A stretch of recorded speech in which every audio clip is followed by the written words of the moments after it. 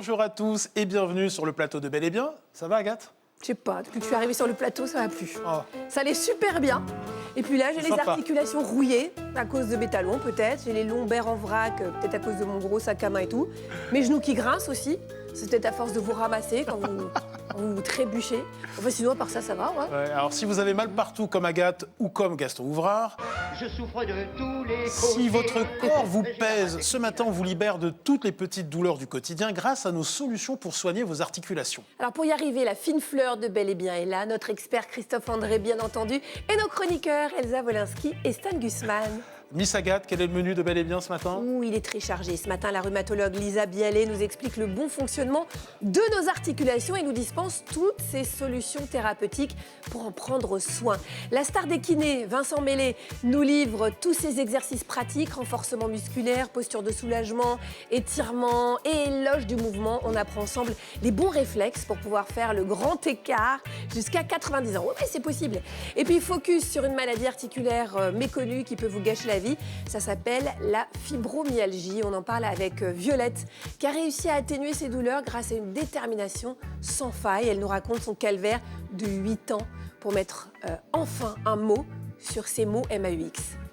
J'ai des symptômes depuis que j'ai 14 ans. Je faisais du basket. Le basket, c'est tout sur les appuis et j'ai eu très mal sous les talons. Et donc, j'étais obligée d'arrêter le sport de haut niveau. Les médecins me disent que c'est une fracture de fatigue, que c'est rien.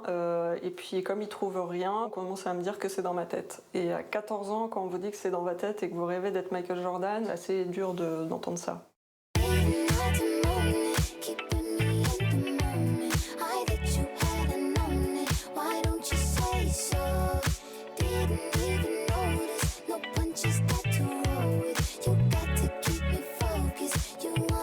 Salut les amis. Salut Ali. Alors avant d'ouvrir notre dossier sur les douleurs articulaires, on fait un état des lieux des solutions pour les traiter à l'étranger. C'est le tour du monde en 80 secondes avec Stan Gusman.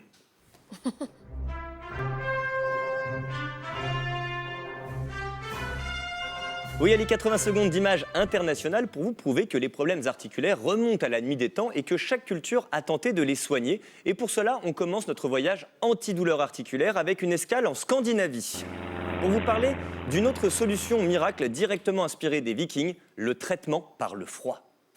Voilà des siècles que Finlandais et Danois ont pris pour habitude de se plonger dans l'eau glacée des lacs après y avoir creusé un trou, comme cette Lagertha des temps modernes. Et c'est resté un rituel pour les Scandinaves, dont certaines maisons sont même construites avec un trou à débordement au milieu du jardin. Mais alors pourquoi, d'après les experts, soumettre son corps à ces températures, comment dirais-je, vivifiantes, ouh c'est froid, calme les douleurs articulaires telles que les entorses, les tendinites ou les contractures musculaires. Voilà pourquoi de nombreux athlètes, comme le basketteur américain LeBron James, ont aujourd'hui recours à des caissons de cryothérapie dans lesquels les températures peuvent descendre jusqu'à moins 142 degrés par injection d'air azoté. Et les stars d'Hollywood en raffolent tout autant, Will Smith en tête, et vous allez voir qu'il y prend beaucoup de plaisir.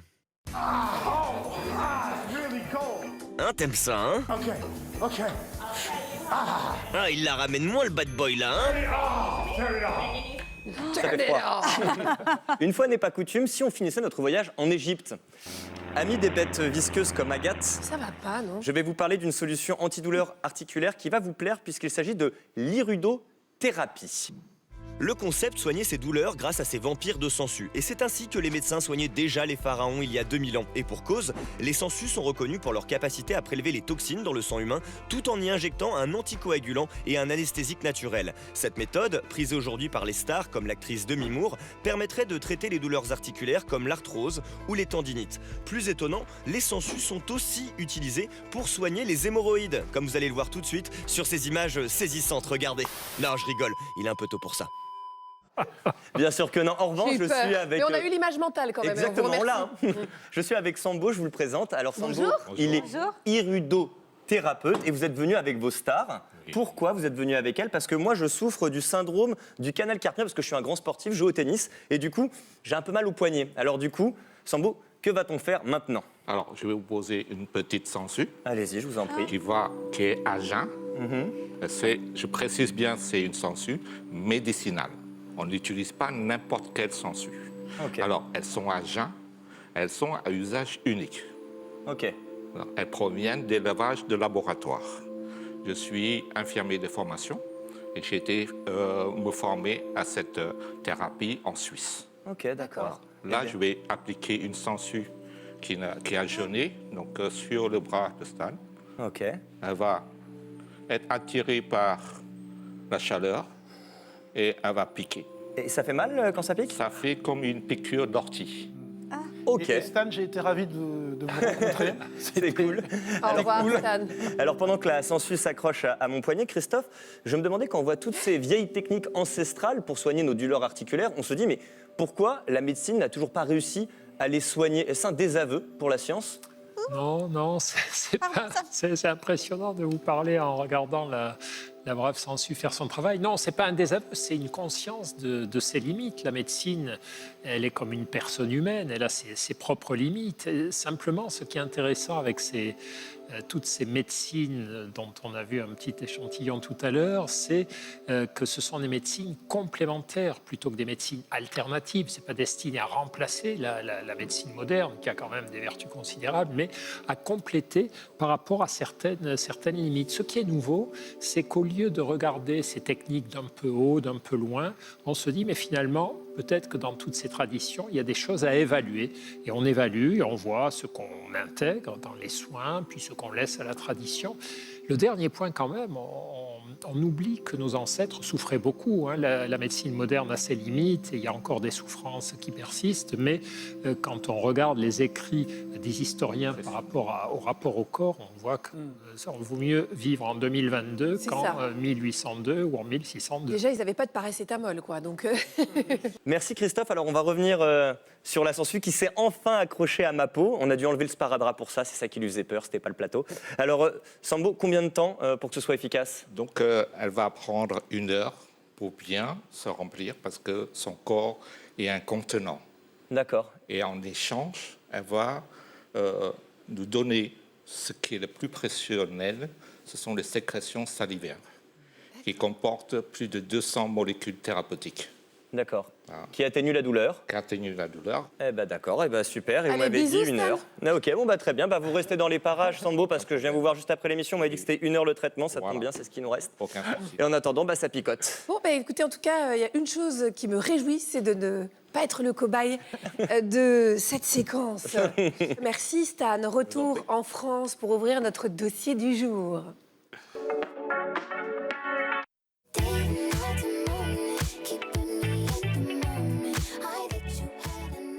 Alors, dans une enquête de l'IFOP pour l'INSERM en 2016, consacrée aux Français et au rhumatisme, 93% des sondés déclaraient avoir déjà souffert de douleurs articulaires, des douleurs qui ne concernent pas que les personnes d'âge mûr ou très mûr, comme Christophe ou moi.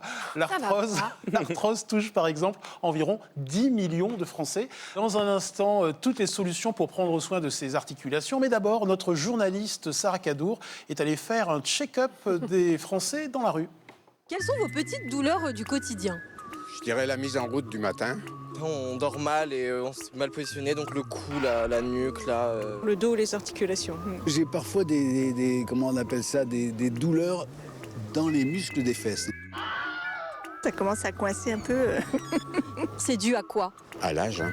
L'arthrose. Comment vous faites pour soulager ces petites douleurs, vous? Ma philosophie, c'est bouge ton corps et puis c'est tout. Il faut que je marche. Je fais du yoga. Qu'est-ce que vous faisiez il y a 30 ans que vous ne faites plus maintenant? Je faisais plus l'amour. Elle m'a cherché, hein. Moi j'ai dit nature. Hein. Moi, je faisais du ski, tennis. Moi, je faisais de la course à pied et là, j'en fais plus. On dit que moins on est souple et plus on a de douleurs. Est-ce que vous êtes souple? Je ne peux pas dire je suis souple, ça serait mentir. Ça manque d'exercice là-dedans, alors on va assouplir tout ça, on passe en mode Véronique et Davina. Allez, on détend les articulations, à droite, à gauche. Le ridicule ne tue pas. Ah, presque. Ah oui, en effet, on n'est pas sur une grande souplesse. Maintenant, on va se dégourdir un peu les jambes. Là, ça fait mal. Ça va craquer, ça va craquer. Hey regardez. 69 ans la semaine prochaine. Hein? Génial. Alors, Il est vachement souple, si je peux me permettre. Oui, très souple. Christophe, ces petites douleurs du quotidien racontent beaucoup de choses sur nous et sur notre époque. Oui, sur notre mode de vie, c'est-à-dire une fois de plus, les douleurs ont toujours existé, elles étaient sans doute plus violentes pour nos ancêtres qui n'avaient pas les antalgiques et tout un tas d'outils pour se soulager, mais notre manière de vivre aujourd'hui, notamment les problèmes de sédentarité et de travail sur un bureau devant un écran, créent d'autres douleurs qui ne sont plus celles liées au fait de porter des masses trop lourdes, etc., mais celles liées par exemple au fait qu'on est un peu trop voûté, qu'on ne cligne pas assez des yeux, qu'on respire mal, et puis globalement que la plupart des gens ne marchent pas assez, ne bougent pas assez, ne font pas assez d'exercice. Or, comme c'était très bien dit dans le reportage, contrairement à ce qu'on a longtemps pensé en médecine, le mouvement est antalgique. Allez, le constat est posé, il est temps de traiter toutes nos douleurs articulaires avec nos experts.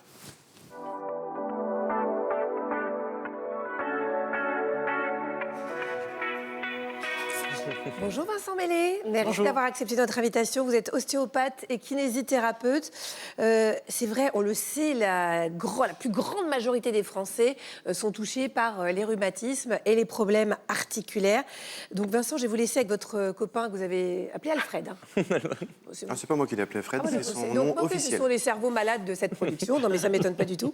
Donc Alfred, c'est le squelette. Et vous allez nous expliquer donc que simplement le fonctionnement de nos articulations. Déjà qu'on comprenne de quoi on souffre. Alors une articulation, c'est une zone virtuelle qui permet de mettre en contact une pièce osseuse avec une autre pièce osseuse. D'accord. Donc on peut prendre l'exemple du coude.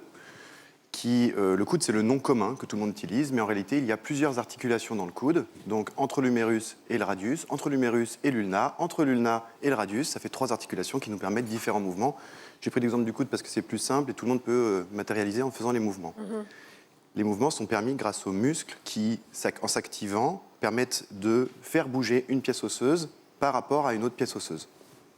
Ok. Et en fonction des articulations, il y aura plusieurs ligaments, plus ou moins de ligaments, plus ou moins de liquide synovial, plus ou moins de capsules articulaires, en fonction des contraintes des différentes zones du corps. Alors Vincent Mellé, pouvez-vous identifier les principales zones du squelette qui subissent des douleurs articulaires ? Potentiellement toutes les articulations, mais on va dire que les mains, les genoux, les hanches et parfois même les articulations temporomandibulaires, donc les articulations de la mâchoire, peuvent entraîner des douleurs. Alors les douleurs articulaires sont multiples et pour bien les différencier, petite révision de la mécanique du corps humain avec Stan Gusman. Notre corps humain est une mécanique complexe, bien huilée, faite de 400 articulations. Bien foutu, n'est-ce pas? Et là, cette machine formidable peut parfois s'enrayer, résultat, ça grince ou ça gonfle, et dans les deux cas... Ça fait mal. Mal au genou, à la hanche, au poignet, vous avez ce qu'on appelle des rhumatismes et des douleurs chroniques. Et ne vous moquez pas les jeunes, car ça peut arriver à tout âge. Explication. Traditionnellement, on distingue 2 types de douleurs articulaires, l'arthrose et l'arthrite. Et l'on a bien souvent du mal à différencier les deux. Mais on est là pour ça. Tout d'abord, dans la grande famille des douleurs articulaires, je demande l'arthrose. L'arthrose est une douleur articulaire dite mécanique qui vient avec l'âge et l'inexorable dégradation de nos cartilages et tissus qui fait que fatalement, avec le temps, ça s'use et ça grince. Cette douleur qui s'intensifie quand l'articulation est en mouvement ne se manifeste par aucun signe extérieur et aux yeux de tous passe inaperçue. On parle de douleurs froides, mais les personnes âgées n'en sont pas les seules victimes. Les gens en surpoids qui pèsent sur leurs articulations, les corps de métier qui les mettent à rude épreuve comme les déménageurs, les sportifs qui les sollicitent intensément et les femmes ménopausées touchées par la baisse hormonale, tout cela, ils sont aussi sujets, ça en fait du monde. Passons maintenant à l'autre grande famille des douleurs articulaires, l'arthrite. L'arthrite est une douleur articulaire dite inflammatoire. Elle vient de l'inflammation d'une articulation. Rougeur, gonflement, cette douleur chaude est bien visible. Et ce qui la rend particulièrement vicieuse, c'est qu'elle est plus intense quand l'articulation est au repos qu'en mouvement. Les causes de l'arthrite sont multiples. Elle peut être d'origine infectieuse, causée par une bactérie. Elle peut être génétique, du coup on dit merci à papa et maman pour le cadeau. Enfin, elle peut être métabolique. Et là, je pense à la fameuse goutte, cette inflammation articulaire liée à la présence de cristaux dans les articulations. Voilà pour les 2 grandes familles de douleurs articulaires, auxquelles j'en ajoute une 3e, les douleurs articulaires traumatiques causées par des accidents de la vie, mais surtout par des entorses, des luxations, des élongations et tous ces problèmes qui ont soi-disant empêché votre collègue de devenir footballeur professionnel quand il avait 14 ans. À d'autres. On aurait pu aussi parler des douleurs articulaires liées à l'inflammation d'un tendon ou d'un ligament, la fameuse tendinite, et que dire des douleurs au cervical. Bref, vous l'avez compris, la liste des douleurs articulaires est longue et vous avez toutes les bonnes raisons d'avoir mal aux articulations. Bonjour, docteur Lisa Bialet, vous êtes rhumatologue. Il me semble que cette longue liste de douleurs articulaires touche davantage les femmes que les hommes. Alors oui, si on prend le cas de l'arthrose par exemple, on sait que les femmes sont plus touchées. Les femmes souffrent en général 2 fois plus d'arthrose que les hommes. Pour expliquer ces différences entre les hommes et les femmes, il y a plusieurs facteurs. Des facteurs biologiques, probablement hormonaux aussi. La ménopause est un facteur de risque d'apparition de douleurs articulaires, je suis désolée. Il y a aussi des facteurs génétiques, mais aussi des facteurs socioculturels. Le surpoids également, puisque aujourd'hui 2 femmes sur 5 souffrent de surpoids, est un facteur de risque important. Quand on parle de l'arthrite, par exemple la polyarthrite rhumatoïde, là aussi les femmes malheureusement sont un peu plus touchées. En fait, les clés pour vraiment soulager les douleurs articulaires, c'est l'hygiène de vie, avoir une hygiène de vie la plus correcte possible. Donc éviter le surpoids, lutter contre la sédentarité, on en a parlé, avoir une alimentation variée, équilibrée. Tous ces éléments sont vraiment essentiels tant qu'on n'a pas de traitement vraiment spectaculaire, miraculeux. Donc autant faire de la prévention. Et puis nous, en attendant, on va découvrir la question d'un de nos téléspectateurs. Dis Ali, moi on m'a toujours dit, quand t'as mal au dos, tu te sens pas bien, voilà, il faut prendre du temps pour soi. Il faut se reposer, voilà. Et ben moi, qu'est-ce que je fais? De temps en temps, je m'invente une petite contracture. Voilà, oh là là, j'ai mal au dos, j'en peux plus. Voilà, il faut prendre du temps pour soi, c'est important. Chérie, tu pourrais m'emmener une petite glace, s'il te plaît? Alors Vincent Meslay, que répondez-vous à ce téléspectateur? Il a raison de rester alité quand il ressent des douleurs articulaires, un mal de dos? Est-ce qu'au contraire, il faut qu'il... Bougez, bougez. Aïe, aïe, aïe. Bah oui, naturellement, il va falloir bouger. Parce que pendant longtemps, on a dit qu'il fallait rester alité. Quand on avait mal au dos, voilà, il ne fallait pas bouger. Exactement, c'est une fausse croyance. C'est un mythe qui perdure un petit peu trop, à mon goût. Dans la mesure, évidemment, où il n'y a pas eu de traumatisme, où il n'y a pas d'infection, où il n'y a pas de troubles neurologiques, où il n'y a pas de pathologie inflammatoire à voir avec un médecin, dans la mesure où il n'y a pas tout ça et qu'on est sur quelque chose de non spécifique, une douleur commune, comme vous avez décrit. Et dans ce cas-là, évidemment, il faut recommencer à bouger et savoir que, évidemment, dans la mesure où il n'y a pas eu d'autres problèmes, eh bien, qu'on peut se détendre et limiter l'anxiété et recommencer à bouger progressivement parce que ça va être ça le vrai traitement. Donc vous le voyez, il y a plein d'idées reçues sur le sujet. On va toutes les balayer. C'est la séquence mythe ou réalité.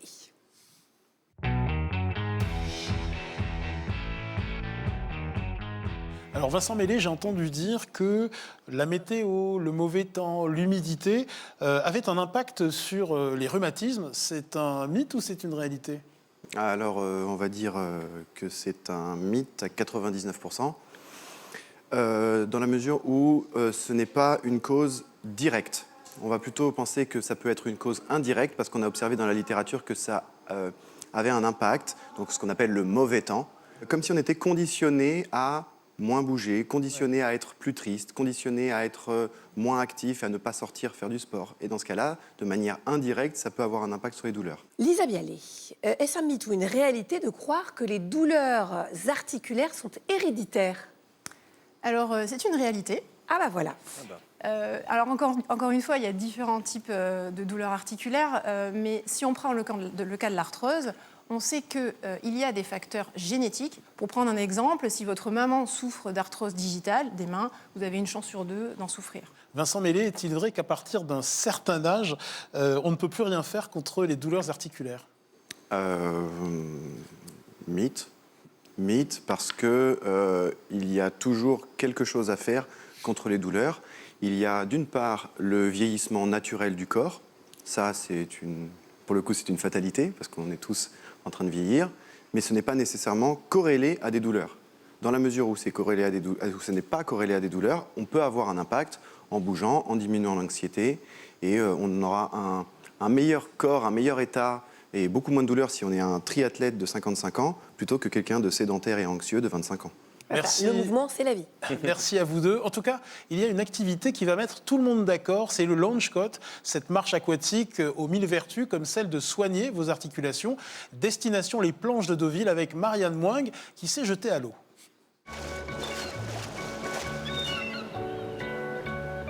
Bonjour Yann. Bonjour Marianne. C'est ici le Launchcoat? Oui, c'est ici. C'est super beau. Ouais. Pour la Normandie, hein. L'eau à combien? Avec la combinaison? Ouais. Elle est à 24. Et sans la combi? Elle est à 8. Bon, ben on va mettre la combi. Je te laisse aller te changer. Ça marche. Va. Allez, c'est parti. Johan, on va faire du Launchcoat. Qu'est-ce que c'est? Alors le principe c'est de marcher dans l'eau, pas vraiment faire comme une randonnée parce qu'on va avoir une marche un peu différente. Et l'idée ça va être de travailler l'endurance, le rythme cardiaque avec l'eau qui va nous procurer une résistance. En effet, dans l'eau, la résistance est 5 fois plus importante que sur Terre. Les muscles travaillent davantage. Quand on pratique le longe-côte, on va se renforcer musculairement, mais ça va pas faire mal aux articulations. On va avoir une eau qui nous porte, une eau qui nous soutient. Alors, ce qui va faire mal aux articulations, c'est les déséquilibres. Donc pour certaines personnes qui ont peur de tomber, qui ont peur de se faire mal dans l'eau, c'est assez compliqué. Tout le monde peut faire cette discipline. Chaque individu peut y apporter l'intensité qu'il le souhaite. Pour les personnes de tout âge, c'est un sport qui est super. Allez, assez parlé, décortiquons le mouvement au sol. Tu vas lever ta jambe comme ça. Encore comme ça. Et au troisième, tu sautes et tu tournes les bras. Pour de vrai? Ouais, pour de vrai. 1, 2, 3, ça c'est cadeau. Hein. Ça va, c'est juste pour mon petit plaisir. Les Normands ont la blague facile. Bien évidemment, aucun petit soubresaut n'est nécessaire dans le longe-côte. Est-ce qu'il y a un bon niveau d'immersion? Alors idéalement, c'est d'avoir l'eau entre le nombril et la poitrine. Ainsi, on protège les genoux et les hanches, ces articulations qui ont tendance à fatiguer. Mais là, on y va à la normande? On y va à la normande. Tu sens déjà la résistance de l'eau? Oui, oui, oui. Enfin, le premier qui arrive à Honfleur se fait payer un coup par l'autre. Allez, c'est parti. Allez, un peu de rythme. Allez, allez, allez.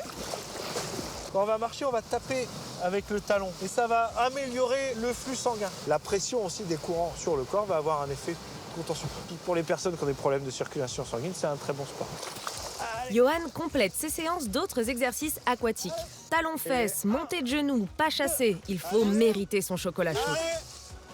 Dans l'eau, les mouvements gagnent en amplitude et la sensation d'effort est amoindrie. Sans parler de tous les bénéfices de l'air marin pour les poumons.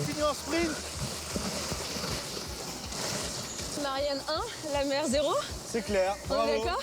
On est d'accord. Allez, merci Salut, pour tout. à la prochaine. Merci. C'est super le oui. Attends, bravo Marianne. Bah oui. Merci beaucoup, Marianne. Christophe, il paraît que la méditation et le yoga sont des solutions pour lutter contre les douleurs articulaires. Vous confirmez? Oui, on a beaucoup d'études, effectivement, qui montrent que les gens qui méditent ou qui font du yoga, après quelques semaines et surtout quelques mois de pratique, en termes de douleurs localement, les ressentent de façon moins forte. C'est un effet sur la souffrance, la perception de la douleur. Il y a plein de choses à faire, finalement. Hein. C'est réjouissant. C'est souvent pluridisciplinaire d'ailleurs. Hein. Oui, absolument. Bon, enfin, en tout cas, en plus du yoga et du longe-côte, il y a plein d'autres activités qui permettent de travailler ces articulations sans se faire mal. On fait le point avec Stan Gusman ou ce qu'il en reste. Bel et Bien vous présente sa prescription bien-être spéciale articulation. Sans surprise, privilégiez d'abord la marche. Comme vous le savez, contre les douleurs, le traitement, c'est le mouvement. Et parce qu'elle produit des gestes répétés avec une douce compression des articulations, faire ces 10 000 pas par jour est un excellent remède. Quand vous marchez, vous vous musclez, vous perdez du poids, vous vous oxygénez en favorisant la libre circulation du sang dans votre corps et surtout, en sollicitant ainsi vos articulations, vous sécrétez le liquide synovial qui vient huiler l'organisme et nourrir les cartilages de vos os. Idéal donc si vous êtes ménopausée et sujette à l'ostéoporose. Et entre nous, avec les 369 GR comme le sentier des douaniers en Bretagne que compte la France, vous n'avez plus d'excuses, alors en marche. Autre solution pour nos articulations venues du froid, la marche nordique. Née en Scandinavie dans les années 30, cette discipline fait travailler 80% de nos muscles. Et l'appui pris sur les bâtons est plein de vertus. Si lors d'une course à pied, nos articulations subissent jusqu'à 4 fois le poids de notre carcasse, ce ratio passe à 1,5 avec la marche nordique. Mais ce n'est pas tout. La poussée des bras permet de travailler le haut du corps et le mouvement de balancier favorise une meilleure amplitude pulmonaire. Ces techniques se pratiquent aussi bien en ville qu'en pleine nature. Bref, c'est tout bénef. Autre activité recommandée, la pédale. Car oui, le vélo est ce qu'on appelle un sport porté. En selle, la force exercée au niveau du genou est faible et la répétition du mouvement rôde les articulations même endommagées. Le système de pompage dans l'effort optimise aussi l'afflux sanguin et synovial. Os, cartilage et tissu articulaire s'en trouvent donc vascularisés et nourris. Et il le faut car nos articulations sont des éponges et si vous en servez peu, elles s'assèchent, alors en selle. Et comment ne pas parler de l'activité reine contre les douleurs articulaires, la natation. Ce sport complet fait travailler 100% de nos muscles, d'autant plus sollicités par la résistance à l'eau. Et surtout, pendant la nage, nos articulations sont libérées de la gravité et notre poids apparent n'est que 10%. Pour 70 kg affichés sur la balance, c'est seulement 7 kg ressentis en bassin. Grâce à la poussée d'Archimède, les micro-traumatismes sont donc quasi inexistants, ce qui vous autorise à pratiquer des activités douloureuses pour vos articulations sur la terre ferme, comme l'aquagym ou l'aquabiking. Et pour cause, dans l'eau, vous voilà enfin libéré de la pesanteur. Comme l'exprime si poétiquement le Danois Stig Pritz, ce recordman mondial de plongée revient de loin. À 25 ans, après un terrible accident de la route, on lui diagnostique une arthrite psoriasique. Après 5 années de médicamentation intensive, il décide de cesser tout traitement. Stig Pritz se met alors au yoga, change son alimentation et commence à pratiquer l'apnée. Et en à peine quelques mois, il peut à nouveau marcher sans sa canne et porter ses 2 filles à bout de bras. Une véritable renaissance et une passion pour les profondeurs qui, depuis, ne l'a jamais quitté pour notre plus grand plaisir. Alors au quotidien, l'une des causes principales de nos douleurs articulaires, ce sont les mauvaises postures, mais nous pouvons les corriger. Et pour vous le prouver, Marianne Moing s'est rendue chez l'homme le plus raide de France, André Manoukian. Nous voilà chez André Manoukian. Nous allons observer ses postures au travail. Voyons s'il y a des choses à corriger. On voit déjà une tête qui est très avancée par rapport à la courbure arrière au niveau du dos. Les épaules qui vont un petit peu vers l'avant, un arrondi du milieu du dos. Le pied gauche est très en arrière, le pied droit est plutôt un peu plus en avant. Et ça crée une asymétrie et une rotation au niveau du bassin. Alors, comment corriger la mauvaise posture d'André? Donc, dans un premier temps, déjà que le pied soit posé à plat sur le sol. Voilà, de sorte que l'on ait un angle droit au niveau de la jambe et de la cuisse. Ensuite, on essaye de retrouver la position légèrement cambrée que l'on a en position debout. On va tirer les épaules légèrement en arrière. La tête, pour le coup, revient un petit peu plus en arrière, parce qu'une tête, ça pèse aussi très lourd. très lourd. Hein, voilà. N'hésitez pas à relever votre écran d'ordinateur à hauteur de regard pour vous aider à redresser la tête. Autre conseil. Idéalement, il faudrait que la moitié de l'avant-bras, voire l'avant-bras en entier, puisse reposer sur le plan de travail. Puisque un bras, c'est quand même 8-9 kilos. Ah, et que, des muscles. Mais oui, André, ce n'est que du muscle. Alors, verdict? Mais c'est pas vraiment naturel. C'est normal. Le cerveau enregistre très rapidement les mauvaises postures comme étant innées. Il faut donc observer ses propres positions et les corriger. Mais saviez-vous que la meilleure des solutions est le mouvement? André, oui. Regardez. Honnêtement, ça me gonfle de faire du sport. Je me suis acheté ce truc-là, puis au bout de 5 minutes, j'ai pfff. Et tout d'un coup, j'ai fait waouh, ben voilà. Et là, c'est la solution géniale. Regardez, tapis de marche, exercice de piano. Qu'en pense notre kiné?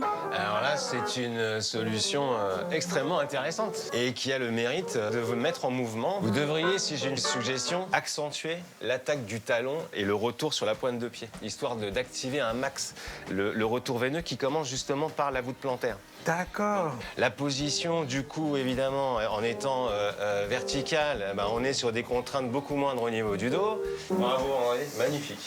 Voilà, alors les gammes, c'est un peu chiant. Ouais, mais là, du coup, ça devient sympathique.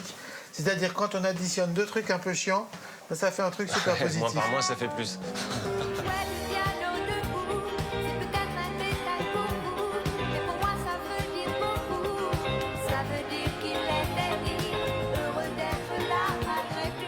Qu'est-ce qu'il a l'air épanoui, notre Dédé, là. Voilà, bon, là, on a soulagé les douleurs articulaires d'André en corrigeant ses mauvaises habitudes, mais on peut aussi le faire grâce à cette invention, voilà, qui a valu à son créateur de remporter le concours Lépine. Et on est avec le fils de son inventeur.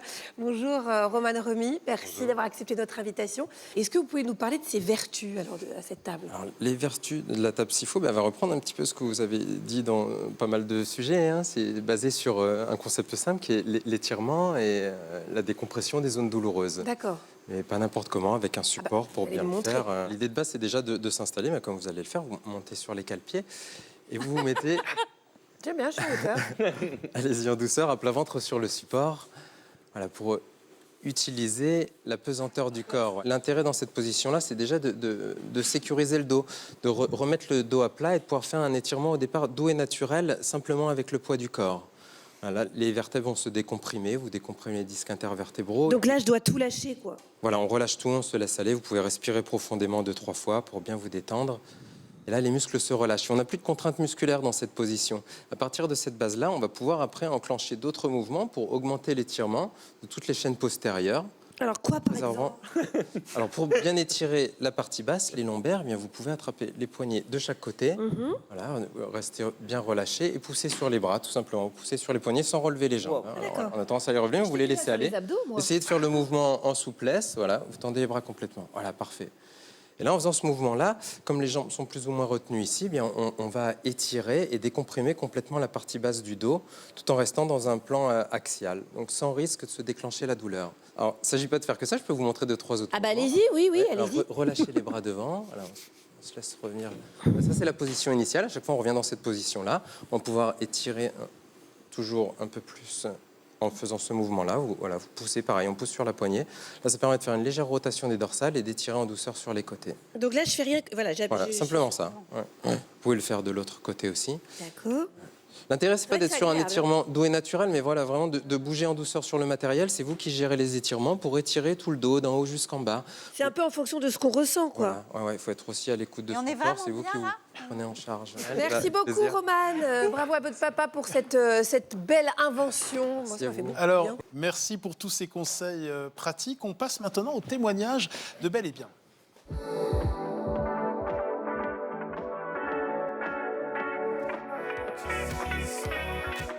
Cette semaine, Marie-Treille Stéphanie est en congé maternité. On l'embrasse très fort et on lui souhaite plein de bonheur.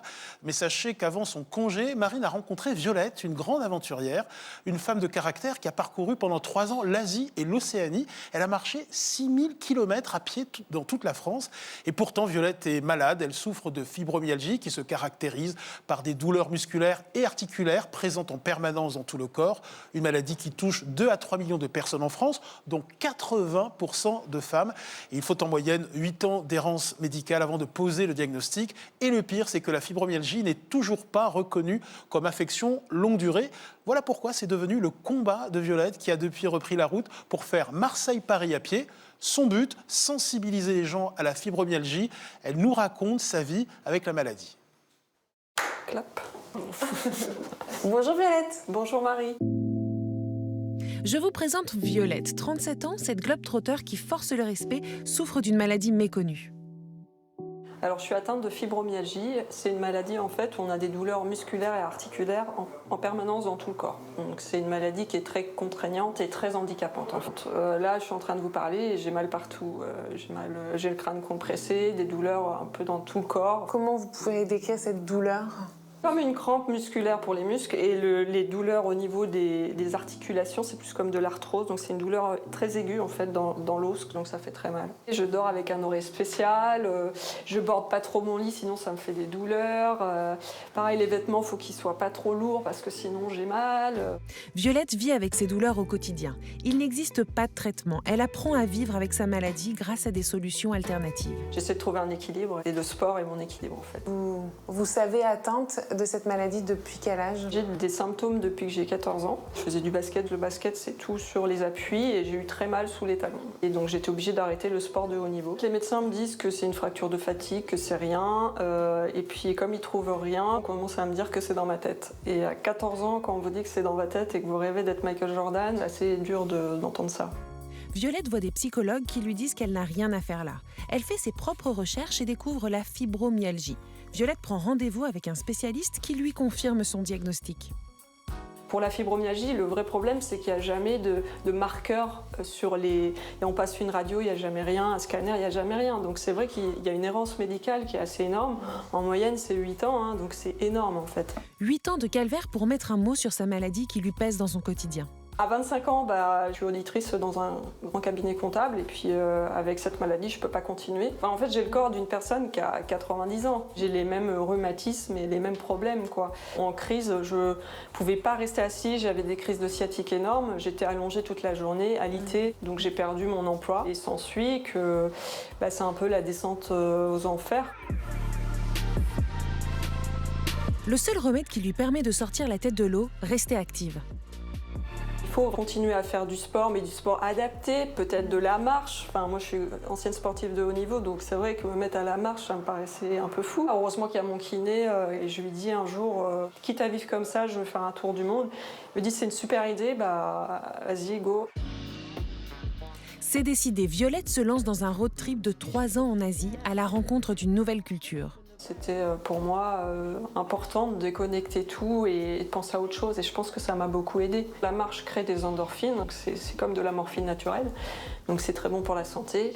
Et l'émerveillement également crée des hormones qui font que c'est un peu les hormones du bonheur, et voilà, on se sent mieux. Après plusieurs randonnées à travers le monde, Violette marche aujourd'hui pour la bonne cause afin de sensibiliser les gens à la fibromyalgie. L'idée vraiment germe là de faire un tour d'Europe à pied, mais avec une cause derrière, et de le faire pour la fibromyalgie, puisque finalement c'est cette maladie qui m'a amenée à voyager, et je veux faire quelque chose qui ait du sens, et je me lance. Et même quand c'était hyper dur, je pensais à tous ces gens qui me suivaient, ils m'encourageaient, ils me klaxonnaient, et c'était que de la bienveillance. J'aurais pas fini le projet sincèrement si j'avais pas eu tous ces gens derrière. Voilà, et on le voit, Violette, véritable combattante, elle explique bien à quel point cette maladie est d'abord handicapante et encore plus douloureuse quand en face on lui dit « c'est dans ta tête ». Voilà, ça c'est vrai que ça doit être très très difficile, et c'est en marchant en plein air qu'elle a réussi à atténuer sa douleur. Christophe, quel est l'effet avéré de la nature sur nos douleurs? Il est très puissant, c'est-à-dire le cocktail marche. C'est très bon pour les sensations douloureuses. Nature qui capte notre attention, qui nous nourrit de tout un tas d'autres choses que notre douleur, plus sans doute un petit peu de pleine conscience, de présence. Ça fait un bien fou. Mais dans le reportage, on voyait qu'il y avait d'autres phénomènes. Elle parlait de son émerveillement devant la nature. Elle parlait des encouragements qu'elle recevait, du lien social positif, de l'admiration des autres personnes. Tout ça, c'est antalgique également, hein, les émotions positives. Elle parlait de donner un sens à sa démarche, à sa quête. Donc tout ça, effectivement, fait une sorte d'ensemble, de cocktail très puissant pour atténuer les douleurs. Et sachez qu'il existe un traitement clinique qui permet d'atténuer les effets des douleurs articulaires par la stimulation électrique. Ça s'appelle la neuromodulation. Et c'est notre envoyée spéciale Sarah Cadour qui s'y essaie en duplex depuis l'unité antidouleur de la clinique Drouot à Paris. Pour l'instant, tout va bien, Sarah ? Tout va bien, Ali. Je suis avec le docteur Kemener, anesthésiste réanimateur et médecin de la douleur. Nous sommes en pleine séance de TENS. Alors, qu'est-ce que la neuromodulation, docteur ? La neuromodulation, c'est un terme qui regroupe l'ensemble de techniques permettant d'inhiber ou de moduler la transmission du signal douloureux d'une articulation douloureuse jusqu'au cerveau et à l'intégration de la douleur. Alors moi, j'ai mal en bas du dos. Dites-moi en quoi la neurostimulation va m'aider. Qu'est-ce que vous êtes en train de me faire ? Là, on est en train de faire une séance de TENS. C'est de l'électrostimulation transcutanée où on applique un léger courant électrique de faible intensité, comme vous pouvez le ressentir, qui fait des petites fourmis pour justement inhiber la transmission du signal douloureux de votre bas du dos jusqu'à votre cerveau. Alors pour quel type de douleur articulaire ça fonctionne ? Alors il y a plusieurs programmes de TENS par exemple, et donc il y a des TENS qui font des petites fourmis, il y a des TENS qui sont un petit peu plus comme des secousses musculaires, et ça fonctionne notamment sur beaucoup de pathologies articulaires, sur les lombalgies, sur des douleurs du genou, etc., et également sur les douleurs neuropathiques. Quels sont les autres types de neuromodulation ? Là je vois cette machine, qu'est-ce que c'est ? La neuromodulation en fait ça regroupe, c'est vrai, un ensemble de techniques, je vous disais, qui inhibe la transmission du signal douloureux. Ici, par exemple, on a une machine de radiofréquence où on va aller plus directement sous échographie, aller au contact du nerf avec cette petite sonde et appliquer également un courant électrique qui va moduler la transmission du signal douloureux. Très bien, docteur. Alors, est-ce qu'après cette séance, je vais déjà avoir moins mal en bas du dos ? Alors oui, par deux mécanismes différents. Un mécanisme, les petites fourmis, ça inhibe la douleur au moment où on fait la séance. Et il y a d'autres programmes dont on parlait, les contractions musculaires, qui vont libérer aussi des endorphines et qui vont permettre d'inhiber la douleur sur les prochaines heures. Eh bien, Ali Agathe, je vais continuer ma séance de neurostimulation. Vous pouvez y aller un peu plus fort si vous le souhaitez, docteur. Merci. Merci à vous. Merci beaucoup, Sarah Cadour. On vous retrouve la semaine prochaine. Alors, Christophe, la neurostimulation, ça pourrait être la solution antidouleur miracle à l'avenir ? Oui, en tout cas, c'est un domaine très largement exploré, par exemple en psychiatrie et en neurologie.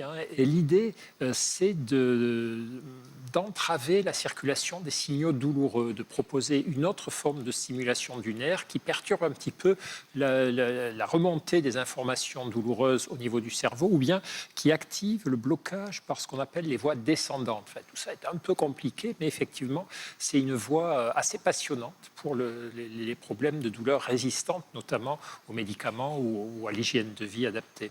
Merci Christophe. Merci beaucoup à vous, Lisa Bialet, et merci Vincent Meslet d'avoir été avec nous. On peut vous suivre sur vos réseaux sociaux. Merci à vous tous de nous avoir suivis ce matin dans Bel et Bien. Ali, on vous retrouve évidemment tous les jours de la semaine à 10h05 précise pour votre émission sur France Inter. Grand bien vous fasse. Et vous, Agathe, bien évidemment, dans la Maison des Maternelles, tous les jours à 9h30 sur France 2. Quant à nous, rendez-vous la semaine prochaine. Même heure, même jour, même personne autour de la table, même chaîne, tout pareil. Mais d'ici là, prenez soin de vous.